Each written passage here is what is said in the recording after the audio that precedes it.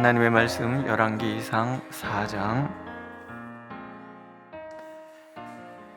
1절에서 28절까지 말씀입니다.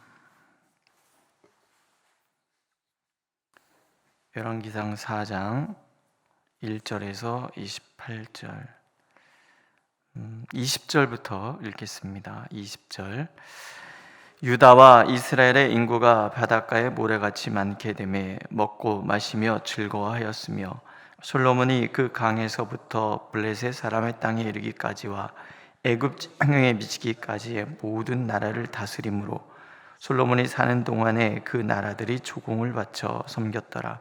솔로몬의 하루의 음식물은 가는 밀가루가 30고루요 굵은 밀가루가 60고루요 살찐 소가 10마리요 초장의 소가 20마리요 양이 100마리며 그의 수사순과 노루와 암사슴과 살찐 새들이었더라. 솔로몬이 그 강 건너편을 딥사에서부터 가사까지 모두 그 강 건너편의 왕을 모두 다스림으로 그가 사방에 둘린 민족과 평화를 누렸으니 솔로몬이 사는 동안에 유다와 이스라엘이 단에서부터 부엘세바에 이르기까지 각기 포도나무 아래와 무화과 나무 아래에서 평안히 살았더라.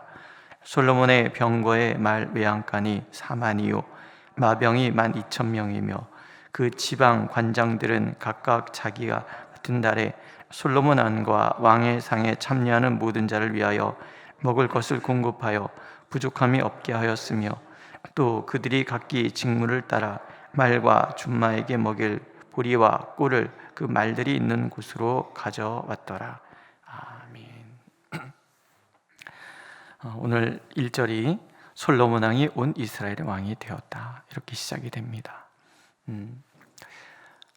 3장 마지막 절에 보면 하나님의 지혜가 그의 속에 있어 판결함을 보았다, 이런 말씀이 있는데 그 왕이 온 이스라엘의 왕이 되었다. 하나님의 지혜로 무장된 왕이 나라를 통치한다. 이게 얼마나 복되고 아름다운 것인가 하는 것을 이 두 문장 안에 이렇게 함축해서 얘기해 주고 있는 거죠.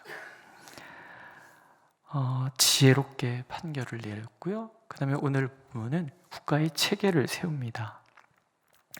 제일 먼저 제사장을 세우고 서기관과 사관을 세우고 군사령관을 세웁니다. 그 다음에 각 지방을 나눠서 장관을 세우고 그 사람들 속에는 다윗 왕 통치 시에 공을 세운 사람들도 들어가고 또 통혼을 통해서 부족장의 유력한 자의 아들을 사위로 맞이하여 그들도 장관으로 세워서 중심축이 되게 합니다. 다윗 시대의 사무엘서에 보면 다윗 시대의 행정 체계보다 훨씬 다양하고 방대한 통치 체계를 이루어가는 거죠. 하나님의 지혜로 무장된 왕이 이런 통치 체계를 세워가고 있다. 그 말 이면에는 뭐가 깔려 있겠습니까? 하나님께서 지혜를 주셔서 솔로몬을 통하여 국가의 체계를 지금 세워가고 계신다, 이렇게 볼 수가 있는 거예요. 그러니 나라가 안정이 되잖아요. 국가가 제도를 정비하고 체계를 잡는다는 것은 그만큼 나라가 안정되었음을 뜻합니다. 우리 나라 역사 속에서도 삼국시대부터 고려, 조선에 이르기까지 각 나라가 안정을 찾을 때는 항상 이 국가 통치 체계가 완비가 되는 거죠. 그러니까 국가가 어떤 한 사람의 능력에 의해서 좌지우지되는 그런 나라가 아니라 어떤 시스템, 체계를 통해서 국가가 운영이 된다는 거예요. 그 얘기는 왕이 달라져도 나라는 견고해질 수 있다. 그 틀을 이제 솔로몬 왕이 잡아가는 거죠. 다음에 보면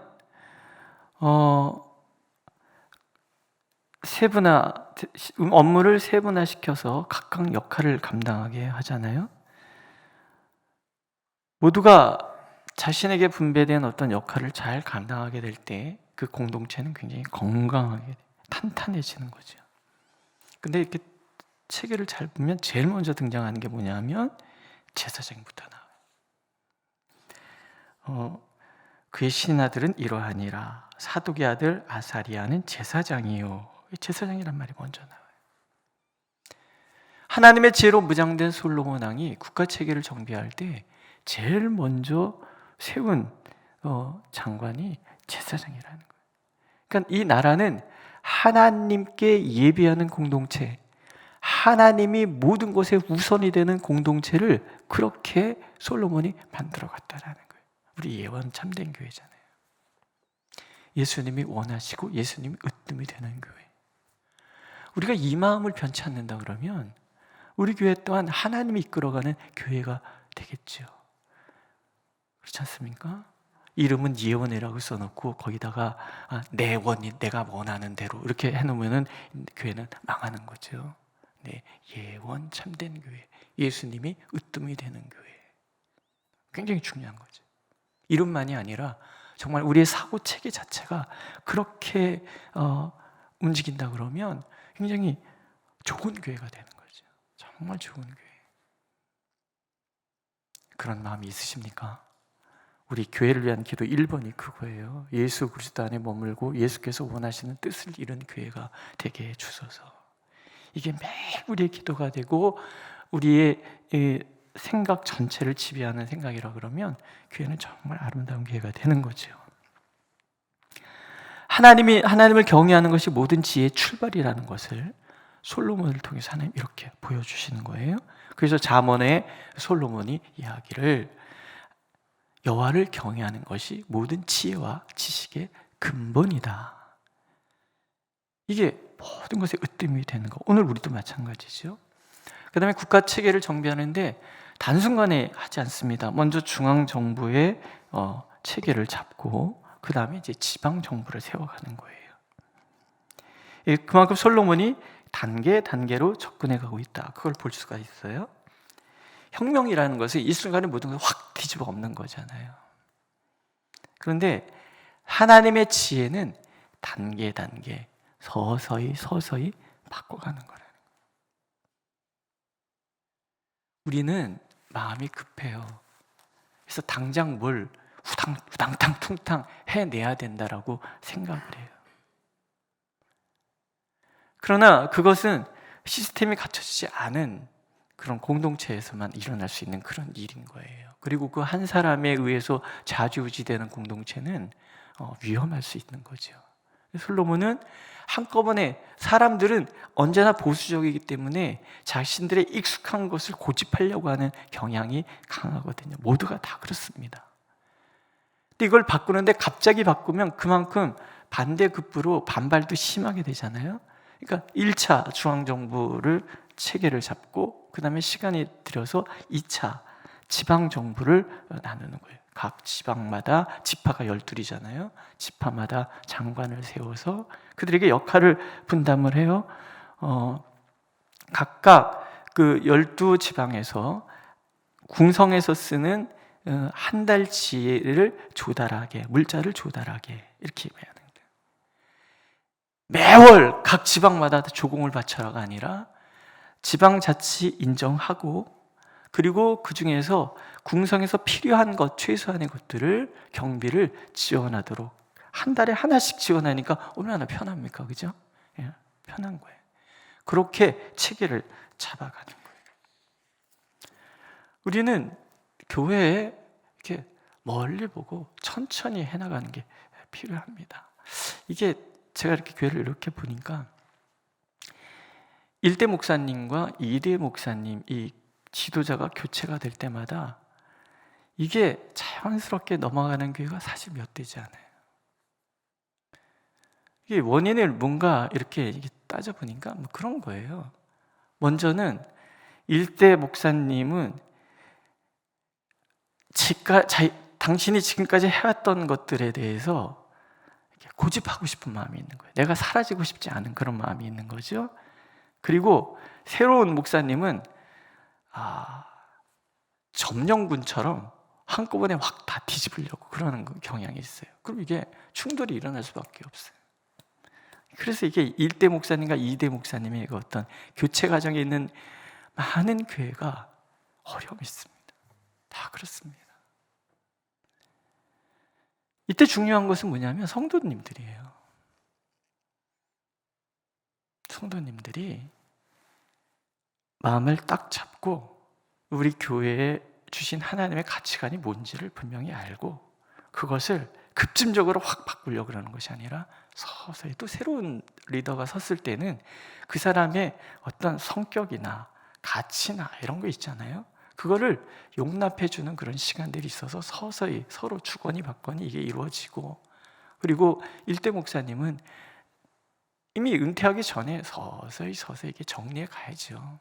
그게 안 되니까 문제가 생기고 뭐 부자 세습이니 별 해괴한 일들이 한국교회에 엄청 많이 일어나고 있잖아요. 다 하나님의 지혜하고는 상관없는 것들이에요. 우리가 늘 리더만 하나님의 지혜로 무장되는 것이 아니라 우리 모두가 하나님께 지혜를 구하고 그 지혜로 무장되었을 때 교회는 굉장히 건강하고 아름다운 교회가 되는 거죠. 믿으십니까? 네. 그 다음에 그 결과 형통이에요. 형통. 먼저는 지경이 넓어져요. 유브라데 강에서부터 애굽까지. 이게 그 반다령 이런 그 지도에 이런 비옥한 지역에 그 유프라데 강이 여기 흐르듯이 이라크 지역에 흐르고 있잖아요. 거기서부터 애굽 홍해 있는 데까지. 그리고 블레셋은 해변가에 있단 말이에요. 해변가의 모든 나라까지 솔로몬의 통치 영역이 거기까지 미치는 거예요. 하나님께서 아브라함에게 약속하신 대로 동서남북을 봐라. 네가 눈으로 보면 거기까지 내가 너에게 줄 것이다. 이게 지금 완성이 되는 거예요. 거기다가 바닷가에 모래같이 백성이 많아졌다. 이런 얘기가 있잖아요. 그러니까 아브라함에게 약속하신 것이 솔로몬 때에 다 이루어지는 거예요. 지경이 넓어요. 통치 영역. 그러니까 그만큼 나라가 강대해진 거예요. 각 주변 그 모든 나라가 이스라엘이 조공을 바친단 말이에요. 또 하루 소비하는 음식의 양에 대해서 설명이 나오죠. 되게 많지 않습니까? 뭐 소가 10마리, 초장의 소가 20, 살찐 소하고 초장의 소가 뭐가 다른지 잘 모르겠는데 하여튼 잘 먹인 소 10마리, 들에서 키운 소 20마리, 양 100마리, 숫사슴, 노루, 암사슴, 살찐 새, 뭐 거기다 막 밀가루가 얼마, 뭐 이런 얘기가 이렇게 막 나오잖아요. 솔로몬 혼자 이거 먹은 게 아닐 거잖아요. 왜 이렇게 많이 필요한가? 그만큼 유프라데에서부터 홍해까지 통치 영역이 넓어지다 보니까는 각 나라 사신들은 또 얼마나 많이 들락날락하고, 그 다음에 그에 따른 어떤 이런 여러 가지 교류들이 있었을 거 아니에요. 그러니까 궁성에 머무는 사람들이 이만큼 많다. 그 얘기는 나라의 통치가 얼마나 강력하고 이 나라가 얼마나 견고한 나라인가, 힘 있는 나라인가, 그걸 보여주는, 그러니까 아주 세세하게 이런 것까지 다 기록해 놓는 거예요. 그 다음에 단에서 브엘세바, 단에서 브엘세바는 이스라엘 전체를 얘기하는 관용어 같은 거예요. 단은 맨 위에 있는 도시고 브엘세바는 맨 아래에 있는 도시란 말이죠. 근데 거기서부터 그 밑에까지 모든 백성들이 유력한 사람들만 평안해지는 게 아니라, 왕만 이렇게 막 번성하는 게 아니라 모든 아주 작은 소시민까지 포도나무와 무화과 나무에서 안연히 거하였다. 평화롭게 거하였다. 그만큼 온 나라의 경제가 풍성해져서 모든 백성들이 다 평화롭게 잘 사는 그런, 우리 식으로 보면 태평성대가 도래를 한 거예요. 그 다음에 군사력. 뭐 병거가 몇 개, 뭐 말이 몇 마리, 뭐 이런 얘기 막 나오잖아요. 당시에 병거와 말이 최첨단 무기인데 군사력이 그만큼 강대해진 거예요. 그러니까 군사력이 강대해지니까 그 어떤 나라도 사실 침범할 수 없는 그런 위력을 가지고 있는 그런 나라죠. 나중에 왜 성전 재건할 때 그 페르시아 왕이 중단시키잖아요. 그때 나오는 그 얘기가 뭐냐면, 그때 큰 왕이 있어서 유브라데부터 홍해까지 다스렸던 그런 나라입니다. 그러니까 이 나라 백성은 그냥 두면 큰 나라에서 반란이 일 겁니다. 이런 식으로 나가잖아요. 그러니까 솔로몬 시대에 강력한 군사력, 강력한 경제력, 강력한 외교력, 그리고 중앙정부부터 지방까지의 통치체계가 완성이 됐죠.